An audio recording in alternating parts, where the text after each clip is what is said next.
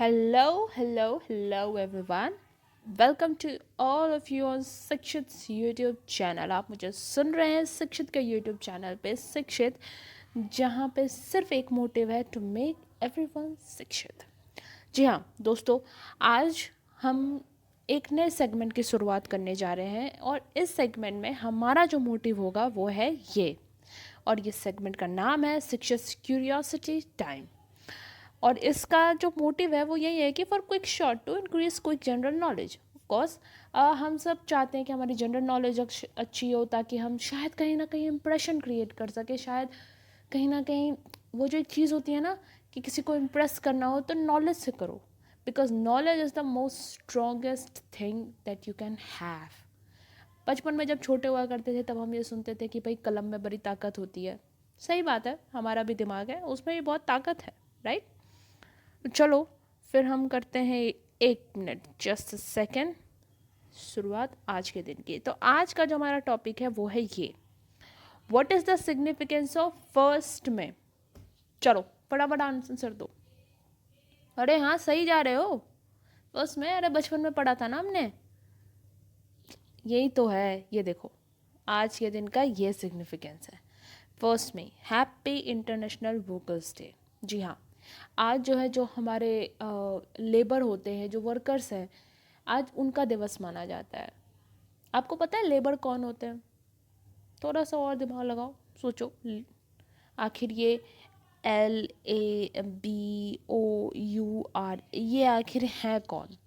आखिर इनका काम क्या है? आखिर ये इतने इम्पोर्टेंट क्यों है? आखिर एक दिन क्यों बनाया गया है इनके लिए? सोचो। तो चलो ये एक्चुअली मोटा मोटी कहा जाए तो 2 टाइप के होते हैं, अनऑर्गेनाइज सेक्टर में काम करते हैं और जो ऑर्गेनाइज सेक्टर में काम करते हैं। बट आजकल एक और हैं जिन्होंने अपनी पहचान बना रखी है, वो है गिग वर्कर्स। जी हाँ, गिग वर्कर, ये जो आपके जोमेटो वाले होते हैं ना, ये जो आपके फ्लिपकार्ट वाले या अमेजन वाले आपको ऑर्डर पहुंचाने के लिए आते हैं, इन सब को हम लोग गिग वर्कर में काउंट करते हैं। बेहद ही ज़रूरी पार्ट है वो आजकल हमारे लाइफ का, क्योंकि अगर वो नहीं होते, जस्ट थिंक अबाउट दिस कि इस कोविड के टाइम पे आपको कितनी ज़्यादा असुविधा हो रही होती। और ये जो वर्कर हैं, ऑर्गेनाइज एंड अनऑर्गेनाइज, ये हम मोटा मोटी कहते हैं कि हाँ ये इनमें भी फिर आगे जाके बहुत सारे डिविजन्स हो जाते हैं।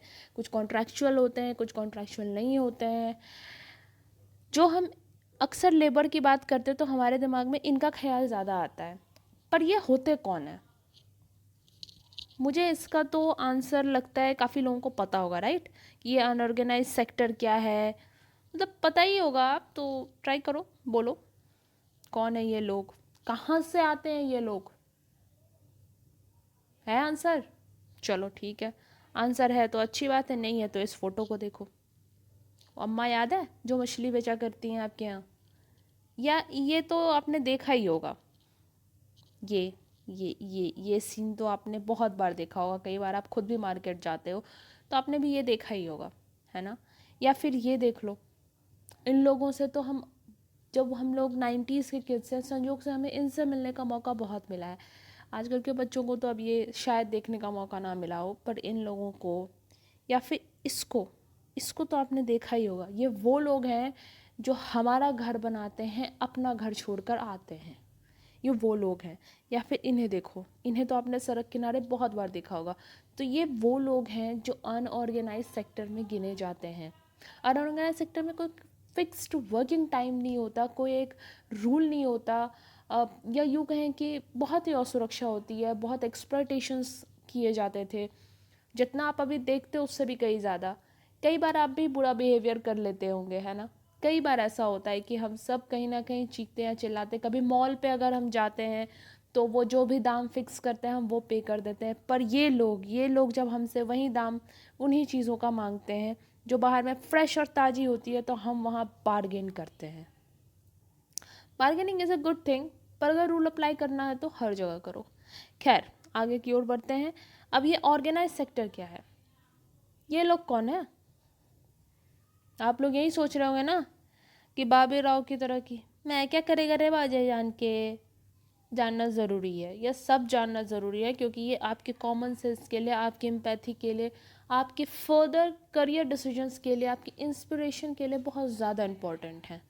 अब ये लोग क्या हैं, आप इन लोगों को देखा है आपने कभी? लैब देखा है आपने? लेबोरेटरी ऐसे सीरियल्स वगैरह में भी आप देखते होंगे ना, बहुत जगह लैब है, लेबोरेटरी है, बहुत जगह लोग ऐसे वाइट कोट पहन के काम कर रहे हैं। वो सब ऑर्गेनाइज सेक्टर में आते हैं। ये बैंक, बैंक तो आप बहुत बार गए होंगे, जो SBI, ये जो पासबुक होती है ना, पापा मम्मी के पास आपने सॉरी, पापा मम्मी के पास आपने देखा होगा, ये आते हैं। या फिर ऐसे कंप्यूटर पे काम करते हुए आपने देखा होगा कि मैं इंजीनियर बनूंगा, मैं IT सेक्टर में काम करूंगा। ये लोग ऑर्गेनाइज सेक्टर में आते हैं, कॉलर जॉब कहा जाता है इन्हें। पर आपको मैंने ये सब इसलिए बताया कि जब अगली बार आपके पिताजी आपसे यही सवाल पूछें कि बेटा फ्यूचर में क्या सोचा है, कुछ सोचा है, तो आप क्या बोलोगे? मतलब ऐसा कुछ इमीडिएट नहीं सोचा है, सोचेंगे नहीं। अब आप अवेयर हो कि आपको कहाँ जाना है, क्या काम करना है, किधर जाना है, किन के प्रति आपको एम्पैथी रखनी है। क्योंकि अगर ये लोग नहीं होते तो आप जस्ट सोच कर देखो कि आपकी लाइफ क्या होती। इसलिए आज के दिन का सिग्निफिकेंस बहुत ज़्यादा है, क्योंकि आपको पता होना चाहिए कि आपकी लाइफ में जो आपके फादर इवन है, जो कि एक लेबर की कैटेगरी में, एक वर्कमैन की कैटेगरी में आते हैं, तो आखिर वो दिन का सिग्निफिकेंस क्या, उनकी लाइफ के, उनके काम से जुड़े हुए कौन कौन से दिन हैं, ये आपको जानना चाहिए। अब थोड़ी सी हिस्ट्री की बात करते हैं, है ना। Let's talk about history. ये हमारे नेपोलियन बोनापार्ट जी का एक लाइन है कि history is set of lies agreed upon. सब ने अग्री किया है, वो एक सेट ऑफ लाई है। पर हम इस पे बहस करने के बजाय इस बात पे बहस करेंगे कि आखिर आज की हिस्ट्री क्या है। Labour day has its own origin in the labour union movement in United States in 19th century. 19th century में एक्चुअली इसका ओरिजिन है। 1889 के आसपास में ये वैसा टाइम था जब इंडस्ट्रियलाइजेशन बहुत पीक पे पहुंच रही थी। जो इंडस्ट्रियलाइजेशन का वेव आया था ना, वो बहुत पीक पे पहुंच रही थी। इवन इंडिया में भी कई सारे एक्ट्स आए थे उस वक्त में। Lord, if I am not wrong, then lord Lytton जो थे या रिपन थे, इन दोनों में से किसी एक ने एक्ट पास किए थे। एंड उन्होंने 1881 में एक्ट, पहला एक्ट जो पास हुआ था 1881 में हुआ था। तो उसमें उन्होंने, क्योंकि फैक्ट्रीज़ में स्थिति बहुत ख़राब चल रही थी, लोगों से घंटों काम कराए जाते थे, कभी कभी मतलब 18-18 घंटे काम करवाए जाते थे। वो बहुत डिस्ट्रेसिंग माहौल था, बच्चों से काम कराया जाता था। तो उस वक्त उन्होंने एक्ट पास किया था। वैसे ही 1889 के आसपास में Marxist international socialist Congress adopt a resolution for a great international demonstration in which they demanded that the workers should not be made to work for more than 8 hours a day। 8 घंटे से ज़्यादा आपने काम नहीं करवाना है। उस वक्त में स्थिति ऐसी थी कि बच्चों से 12-12 घंटे काम करवाए जाते थे। ये मैं तब की बात कर रही हूँ जिस वक्त हमारे देश में ब्रिटिश रहते थे, ब्रिटिश थे। उस वक्त लेबर वेलफेयर के बारे में बात करना लोगों ने शुरू कर दिया था। ठीक है। After this it became an annual event and May 1 was declared as labour day. तो ये जो इवेंट हुआ ना, ये मार्क्सिस्ट वालों ने जो एक्सेप्ट किया डिमांड को जिस दिन के कि भैया 8 घंटे से ज़्यादा आप काम नहीं कराओगे, तो उसी दिन को एक सिग्निफिकेंस के दौरान दिया कि हाँ, क्योंकि ये सबसे बड़ा कारण था लेबरों की बुरी स्थिति का। जो बहुत बुरी स्थिति थी कि वो खुद पे ध्यान नहीं देते थे, बीमार रहते थे, किसी भी हालत में काम करने आते थे। तो ये जो है ना, ये चीज़ बहुत इम्पोर्टेंट थी। आपको ये फ़ोटो देख के क्या लग रहा है? महिलाएं ही महिलाएं हैं। पर आपको पता है इंडिया में अभी कुछ दिनों पहले जब कुछ रिपोर्ट्स नीति आयोग ने निकाली थी, उसके हिसाब से महिलाओं का कंट्रीब्यूशन जो बीइंग वर्किंग प्रोफेशनल और एज एन वर्किंग पॉपुलेशन में महिलाओं का कंट्रीब्यूशन घटता ही जा रहा है। This is the high time that we need to open our eye. Okay, May 1 is the International Day of Workers or International Labor Day dedicated to workers and laborers across the world. This day celebrate laborers and encourage them to aware of their rights। हमारा जो 8 घंटे काम करने का जो सिलसिला start हुआ था, वो भी एक राइट की तरह था, राइट टू ह्यूमन लाइफ। जब आप प्रियम्बल या फंडामेंटल राइट्स या डीपीएसपी डायरेक्टिव प्रिंसिपल्स जो अपने होते हैं, और जो फंडामेंटल राइट्स हैं या प्रेम्बल्स हैं, आप जब इसे पढ़ोगे तो हर जगह आपको एक जस्टिस वर्ड जो है ना वो आपको दिखाई देगा। बहुत बार बहुत जगह जस्टिस हमारे राइट्स के लिए ही मेनली इस्तेमाल किया गया है, क्योंकि अगर आप सोशली, इकोनॉमिकली और पॉलिटिकली जस्टिस दोगे तो लोगों के अंदर एक प्रेम, एक लगाव आएगा। आपके घर में जब आपको राइट टू स्पीक दिया जाता है कि आप अपना ओपिनियन दो, तो आपका लगाव अपने फैमिली के प्रति बढ़ता है। दिस इज़ द एग्जैक्ट वे जो लेबर आपके लिए काम कर रहा है, जो लोग सफ़र कर रहे हैं अपनी फैमिली लाइफ छोड़ के आपके लिए काम कर रहे हैं, उन लोगों का ख्याल रखना भी आपका काम है। उन लोगों के लिए भी जो राइट्स हैं, जो ये राइट्स हैं, ये बहुत इंपॉर्टेंट है।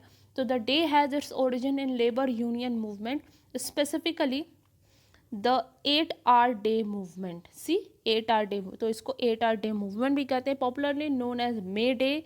The day is observed in countries such as India, Cuba, China among other countries.